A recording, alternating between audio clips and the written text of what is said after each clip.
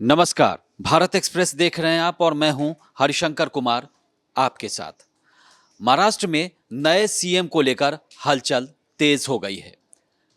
जीत को कई दिन हो चुके हैं, घोषणा भी कई दिन पहले हो गई, लेकिन कहीं ना कहीं आपसी जो तालमेल है सीटों को लेकर के और सीएम पद को लेकर के, उसमें कहीं ना कहीं रुकावट आ रही थी। इसीलिए ये समस्या कई बार आती हैं, क्योंकि संगठन में जो महायुति संगठन है, इसमें तीन दल हैं: बीजेपी, शिवसेना शिंदे गुट और अजीत पवार गुट।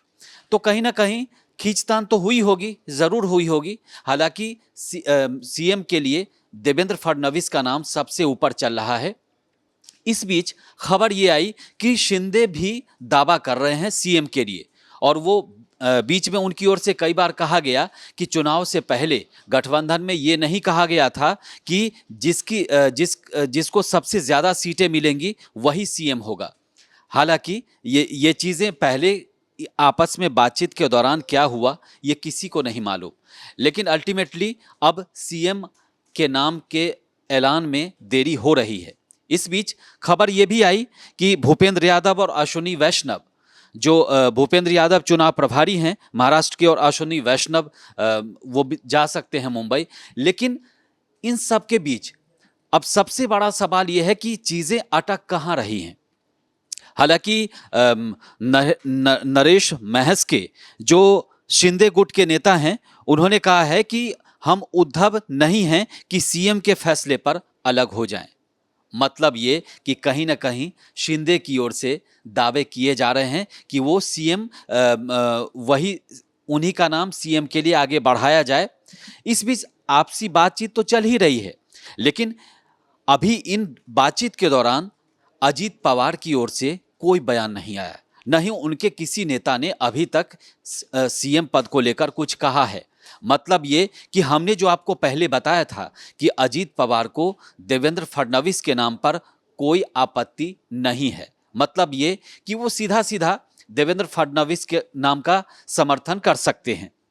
लेकिन शिंदे गुट को थोड़ा बहुत ऐतराज हो सकता है। इस बीच खबर यह भी आ रही थी कि शिंदे अपने बेटे के लिए डिप्टी सीएम का पद मांग सकते हैं, साथ ही महायुति का संयोजक बनाए जाने की भी मांग कर सकते हैं।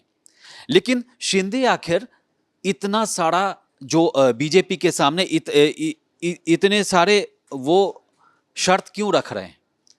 कहीं ना कहीं उनके मन में है कि वो अगर सीएम नहीं बने तो कम से कम संयोजक बने। संयोजक बहुत प्रभावशाली पद होता है किसी भी संगठन में, और संयोजक बन करके वो अपनी बात को रखें, पार्टी में अपनी बात को रखें, अपने जो वादे किए हैं उसको पूरे कराएं। इन सब के बीच अब खबर ये भी आ रही है कि आज सीएम को लेकर के बैठक भी हो सकती है। लेकिन शिंदे आज 3 बजे प्रेस कॉन्फ्रेंस करने वाले हैं। तो क्या शिंदे जो है वो खुद नए सीएम का ऐलान कर देंगे? क्या पहले से बातचीत हो चुकी है और मामला यहां पर आ चुका है कि अब शिंदे जो है खुद नए सीएम के नाम का ऐलान कर देंगे?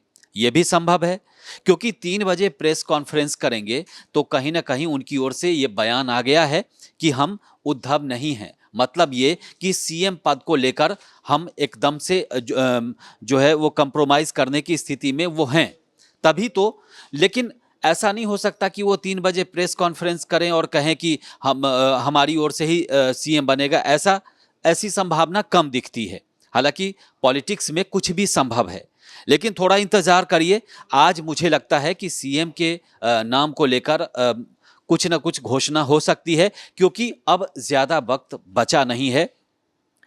अगर ज्यादा डिले होगा तो फिर राज्य में राष्ट्रपति शासन लगाए भी जा सकते हैं। इसीलिए सभी तीनों संगठन यही चाहेगा कि आज सीएम के पद के नाम का ऐलान हो जाए।